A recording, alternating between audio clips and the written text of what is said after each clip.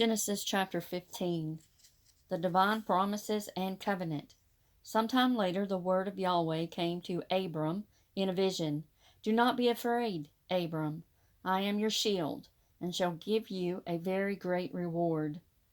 Lord Yahweh, Abram replied, what use are your gifts, as I am going on my way childless?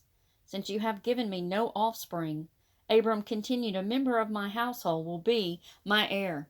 Then Yahweh's word came to him in reply. Such a one will not be your heir. No, your heir will be the issue of your own body. Then, taking him outside, he said, look up at the sky and count the stars if you can. Just so will your descendants be, he told him. Abram put his faith in Yahweh, and this was reckoned to him as uprightness. He then said to him, I am Yahweh, who brought you out of Ur of the Chaldeans to give you this country as your possession. Lord Yahweh, Abram replied, how can I know that I shall possess it? He said to him, bring me a 3-year-old heifer, a 3-year-old she-goat, a 3-year-old ram, and a turtle dove, and a young pigeon. He brought him all these. Split the animals down the middle, and place each half opposite the other. But the birds he did not divide. And whenever birds of prey swooped down on the carcasses, Abram drove them off. Now as the sun was on the point of setting, a trance fell on Abram, and a deep, dark dread descended on him. Then Yahweh said to Abram, know this for certain, that your descendants will be exiles in a land not their own, and be enslaved and oppressed for 400 years. But I shall bring judgment on the nation that enslaves them, and after this they will leave with many possessions. For your part, you will join your ancestors in peace. You will be buried at a happy old age. In the 4th generation they will come back here, for until then the iniquity of the Amorites will not have reached its full extent. When the sun had set and it was dark, there appeared a smoking firepot and a flaming torch passing between the animals' pieces. That day Yahweh made a covenant with Abram in these terms, to your descendants I give this country, from the river of Egypt to the great river, the river Euphrates, the Kenites, the Kenizzites, the Kadmonites, the Hittites, the Perizzites, and the Rephaim, the Amorites, the Canaanites, and the Girgashites, and the Jebusites. The birth of Ishmael, Genesis chapter 16. Abram's wife, Sarah, had borne him no child, but she had an Egyptian slave girl called Hagar. So Sarai said to Abram, listen now, since Yahweh has kept me from having children, go to my slave girl. Perhaps I shall get children through her. And Abram took Sarai's advice. Thus, after Abram had lived in the land of Canaan for 10 years, Sarai took Hagar, her Egyptian slave girl, and gave her to Abram as his wife. He went to Hagar, and she conceived. And once she knew she had conceived, her mistress counted for nothing in her eyes. Then Sarai said to Abram, this outrage done to me is your fault. It was I who put my slave girl into your arms, but now she knows that she has conceived. I count for nothing in her eyes. Yahweh judge between me and you. Very well, Abram said to Sarai. Your slave girl is at your disposal. Treat her as you think fit. Sarai accordingly treated her so badly that she ran away from her. The angel of Yahweh found her by a spring in the desert, the spring on the road to Shur. He said, Hagar, slave girl of Sarai, where have you come from, and where are you going? I am running away from my mistress, Sarai, she replied. The angel of Yahweh said to her, go back to your mistress and submit to her. The angel of Yahweh further said to her, I shall make your descendants too numerous to be counted.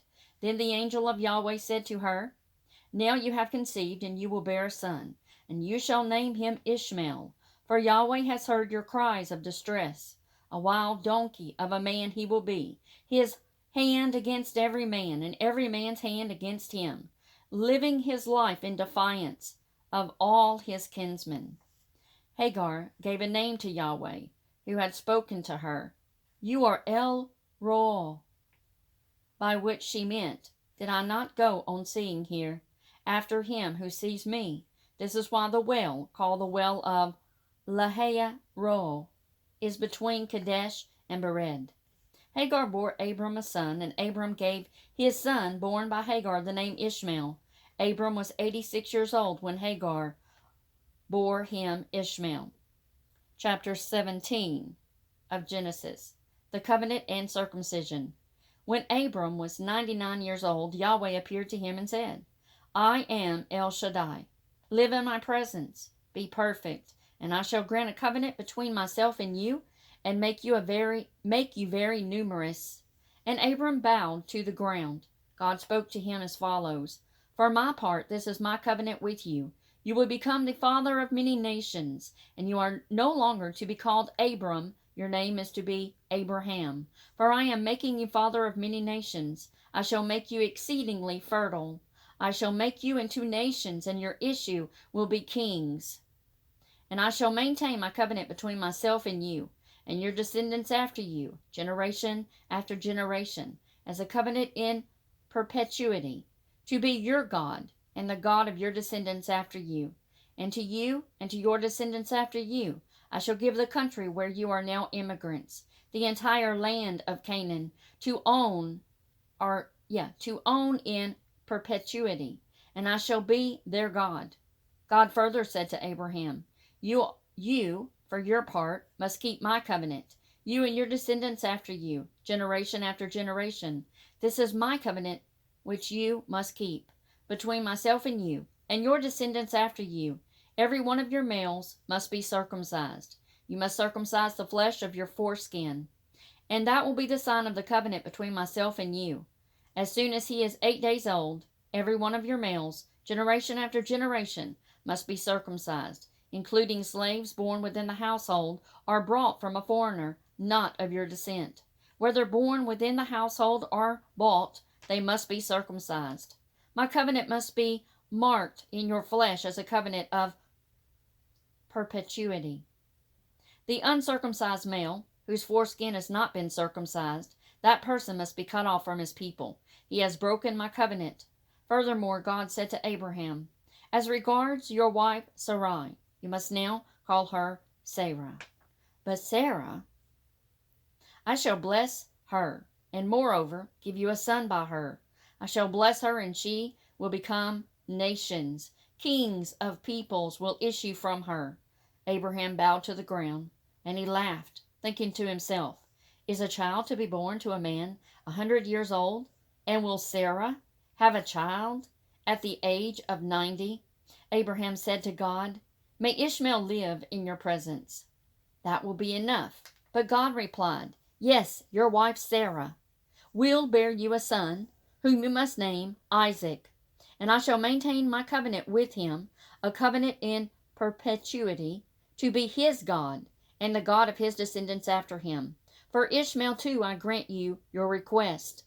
I hereby bless him, and will make him fruitful and exceedingly numerous. He will be the father of 12 princes, and I shall make him into a great nation. But my covenant I shall maintain with Isaac, whom Sarah will bear you at this time next year. When he had finished speaking to Abraham, God went up from him. Then Abraham took his son Ishmael, all the slaves born in his household, of whom he had bought, in short, all the males among the people of Abraham's household, and circumcised their foreskins that same day, as God had said to him.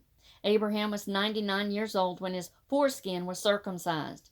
Ishmael, his son, was 13 years old when his foreskin was circumcised.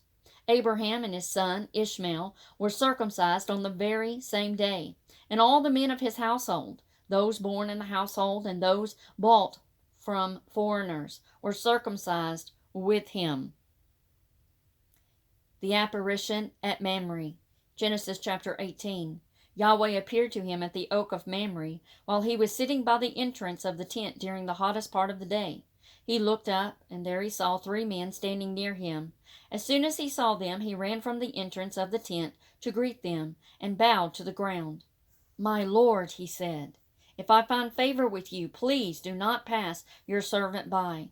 Let me have a little water brought, and you can wash your feet, and have a rest under the tree. Let me fetch a little bread, and you can refresh yourselves before going further, now that you have come in your servant's direction.